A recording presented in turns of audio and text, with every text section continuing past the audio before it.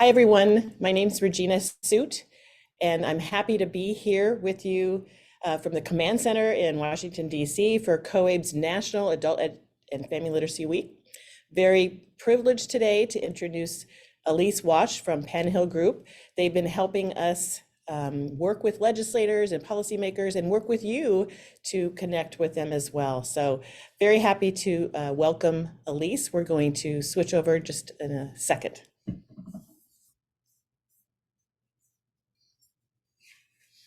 Hi, everyone. My name is Elise Wash, and I'm a vice president at Penn Hill Group here in Washington, working with COABE. And I am so excited to be joining you as part of AFL Week as it gets underway this morning. This morning we had a great conversation with Dr. Amy Lloyd, and now I'm here to provide a federal update to get you squared away as you head into your meetings and advocacy this week. I want to just give you some background about myself. I came to Penn Hill Group earlier this year after 25 plus years working mainly in the Senate. And what I want to share with you about that experience is that I know firsthand how critical your voice, your experiences, your expertise is to providing legislators and their staff with how to advance the goals that COABE has put forward at the federal, state, and local levels. You make a difference when you make a visit, when you call, when you email your legislators to advocate on behalf of COABE. And this week, it's sort of a critical timing as AFL Week kicks off. Congress is negotiating funding for this current fiscal year that's about to start on October 1st. So the way fiscal years work are different than calendar years. Funding works on a cycle that goes from October 1st to September 30th.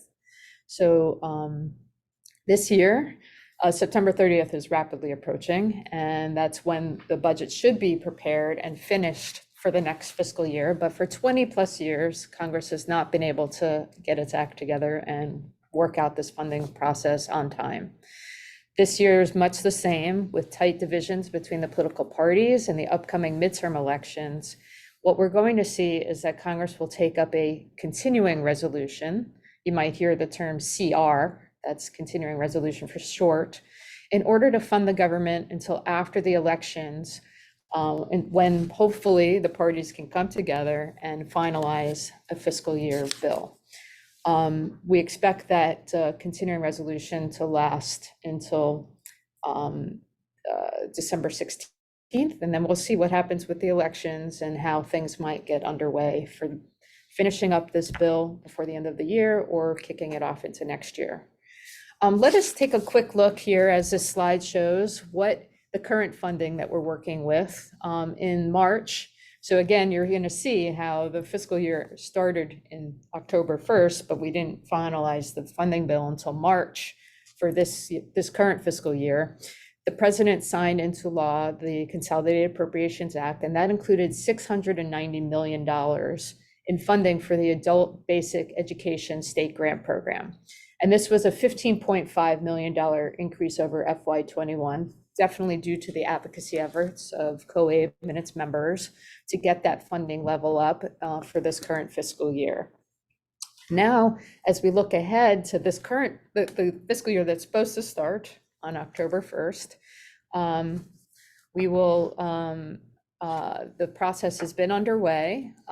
COABE members advocated earlier in the spring for what the FY23 appropriations request should be, and that request was $810 million, trying to put adult education funding on a glide path to double over the next 5 years. And the $810 million would be sort of that first down payment to getting to that doubling figure.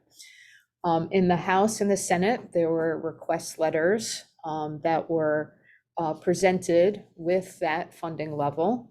And in the Senate, of note, that letter was bipartisan. So hopefully we can keep that momentum going through this week as you are coming here to Washington or calling from home to advocate with your legislators.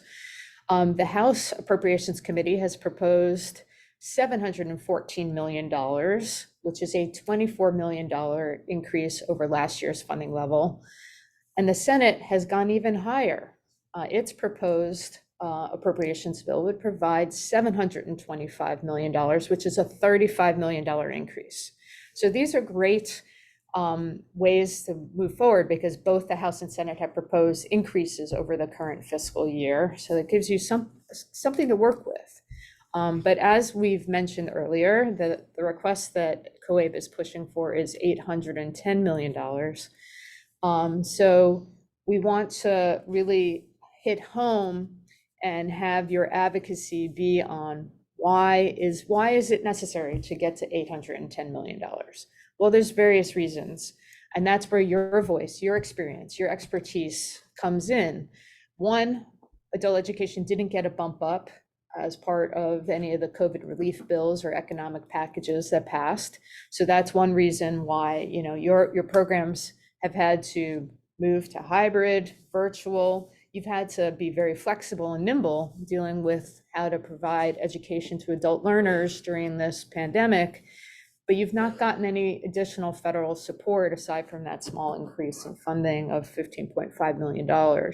So we want to drive home the point that we really need an extra infusion of funding for this fiscal year in an annual appropriations bill, as they are working on right now to figure out how to finalize.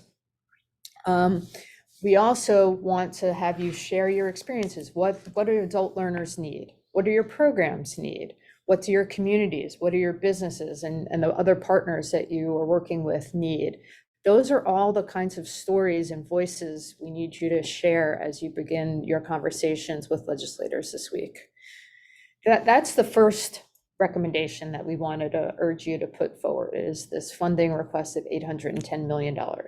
We also, as we heard from Amy Lloyd this morning, the Workforce Innovation and Opportunity Act, WIOA, will soon be up for renewal. And so we have several recommendations that COABE has put together, working with the adult learners in the field, with program directors, with all of the voices amongst all of the COABE community to come up with recommendations. And we've shared some of these here on screen. These recommendations include improving the performance of adult learners, how it's measured through an innovative pilot accountability system. Then another recommendation is to require representation of adult educators on state and local workforce boards.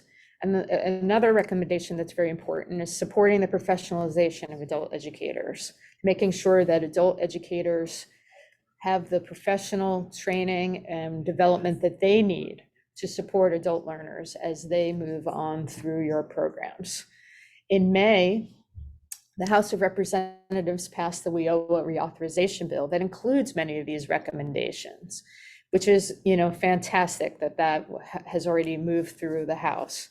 Now, the way the legislative process works, this bill will probably be the end of the stop for this Congress. They're running out of time. As I've noted, the midterm elections are coming up, and the main events that will happen post-election will be resolving the funding bill for the next fiscal year.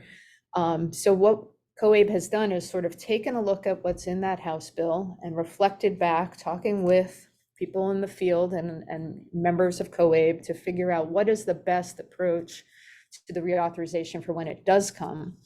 And that effort has led us to Senator Jack Reed of Rhode Island, who is working on a reauthorization bill called the Adult Education Works Act.